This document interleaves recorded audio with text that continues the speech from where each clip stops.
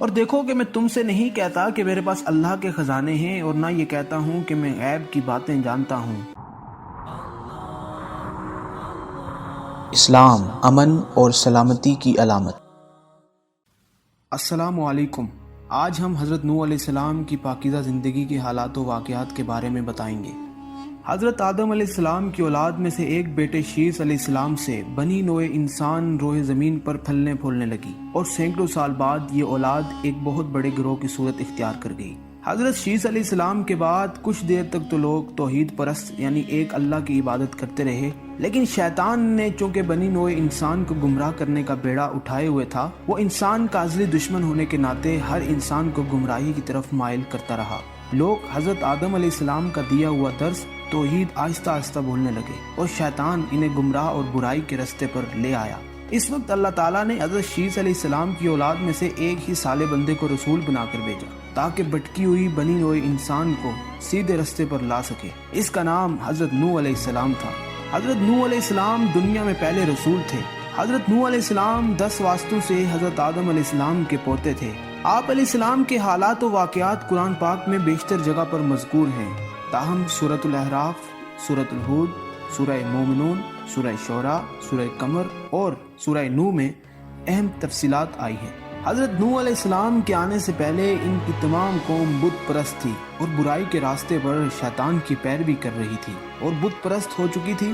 حضرت نوح علیہ السلام نے اپنی قوم کو سیدھے راستے یعنی حق اور سچ کی توحید اور دعوت دینے کی ٹھان لی، لیکن قوم نے ان کے اس پیغام کو حقارت کی نظر سے ٹھکرا دیا۔ آپ علیہ السلام کی تعلیم اور تبلیغ کا مذاق اڑانے لگے اور تکبر اور غرور سے اکڑے رہے۔ اللہ تعالیٰ نے آپ کو 40 سال کی عمر میں رسالت سے سرفراز فرمایا، اور آپ علیہ السلام مسلسل 950 سال اپنی قوم میں حق کی تبلیغ کرتے رہے۔ اللہ تعالیٰ قرآن مجید میں فرماتا ہے، اور بلا شبہ ہم نے نوح کو اس قوم کی جانب رسول بنا کر بھیجا، بس وہ رہا 50 کم 1000 سال ان کے پاس۔ حضرت نوح علیہ السلام کی قوم ان کے رائے حق پکارنے پر ان کا مذاق اڑاتی رہی، اور اس قوم کے بدبخت لوگ ہر طریقہ سے حضرت نوح علیہ السلام کو جھوٹا ثابت کرنے کی کوشش میں پوری نفرت اور حقارت سے کام لیتے ہوئے دعوت حق کو ٹھکراتے رہے۔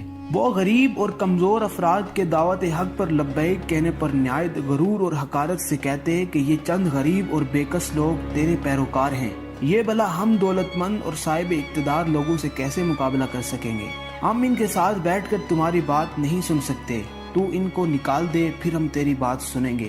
حضرت نوح علیہ السلام فرماتے ہیں کہ ایسا کبھی نہیں ہوگا، یہ اللہ کے ماننے والے صاحب ایمان اور مخلص لوگ ہیں۔ اگر میں ایسا کروں تو یقیناً میں ظالموں میں سے ہوں گا، اور اللہ کے عذاب سے میرے لیے کوئی جائے پناہ نہیں بچے گی۔ میں تمہیں سیدھے راستے کی طرف بلاتا ہوں، میں تمہارے لیے اللہ کی طرف سے ہدایت کا پیغام لے کر آیا ہوں۔ میں غیب دان نہیں ہوں اور نہ ہی فرشتہ ہوں، میں صرف اللہ کا برگزیدہ پیغمبر اور رسول ہوں، اور حق اور سچ کی دعوت دینا میرا مقصد اور فرض ہے۔ یہ غریب لوگ تمہاری نظر میں حقیر ہیں، لیکن اللہ کے نزدیک دنیاوی شان و شوکت، مال و دولت کوئی حقیقت نہیں رکھتی۔ اللہ صرف اور صرف تقوی، پرہیزگاری، غفور درگزر، رضا و تسلیم، خلوص نیت، حقوق اللہ، حقوق العباد ہی کو پسند فرماتا ہے۔ انہی باتوں کو اللہ تعالیٰ نے سورہ ہود میں فرمایا ہے۔ اس پر قوم کے ان سرداروں نے جنہوں نے کفر کی راہ اختیار کی تھی کہا، ہم تو اس کے سوا کوئی بات نہیں دیکھتے کہ ہماری ہی طرح کے آدمی ہو۔ جو لوگ تمہارے پیچھے چلے ہیں ان میں ان کے لوگوں کے سوا کچھ دکھائی نہیں دیتا۔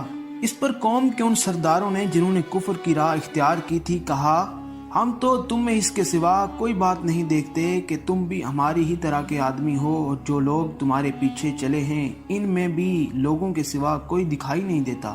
جو ہم میں ذلیل و حقیر ہیں اور بے سوچے سمجھے تمہارے پیچھے ہو لیے ہیں، ہم تو تم لوگوں میں اپنے سے کوئی برتر نہیں پاتے، بلکہ سمجھتے ہیں کہ تم جھوٹے ہو۔ نوح علیہ السلام نے کہا کہ اے میری قوم کے لوگوں، تم نے اس بات پر بھی غور نہیں کیا کہ میں اپنے پروردگار کی طرف سے ایک دلیل روشن لایا ہوں، اور اس نے اپنے حضور سے ایک رحمت مجھے بخش دی ہے، مگر وہ تمہیں دکھائی نہ دے تو میں اس کے سوا اور کیا کر سکتا ہوں جو کر رہا ہوں؟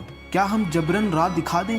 حالانکہ تم اس سے بیزار ہو۔ لوگوں، یہ جو کچھ کر رہا ہوں اس پر مال و دولت کا تم سے طالب نہیں، मेरी खिदमत की मजदूरी जो कुछ भी है सिर्फ अल्लाह ही पर है। और ये भी समझ लो कि जो लोग ईमान लाते हैं तुम्हारी नजर में कितने ही हकीर हूँ, मगर मैं ऐसा करने वाला नहीं कि अपने पास से इन्हें भगा दूं। इन्हें भी अपने परवरदिगार से एक दिन मिलना है और वो हम सब के अमाल का हिसाब लेने वाला है। लेकिन मैं तुम्हें समझाऊं तो कैसे समझाऊं? मैं देखता हूँ कि तुम एक जमात हो हकीकत से जाहिल। ऐ मेरी कौम के लोगों, मुझे बताओ कि अगर मैं इन लोगों को अपने पास से निकाल बार कर दूं और अल्लाह की तरफ से मुआखजा हो जिसके नज़दीक मायार कबूलियत ईमान और अमल है, ना कि तुम्हारी घड़ी हुई शराफत, तो अल्लाह के मुकाबले में कौन है जो मेरी मदद करे? अफसोस तुम पर, क्या तुम गौर नहीं करते? और देखो कि मैं तुमसे नहीं कहता कि मेरे पास अल्लाह के खजाने हैं, और ना ये कहता हूँ कि मैं गैब की बातें जानता हूँ, ना मेरा ये दावा है कि मैं फरिश्ता हूँ। मैं ये भी नहीं कहता कि जिन लोगों को तुम हकारत की नजर से देखते हो अल्लाह इन्हें भलाई नहीं देगा।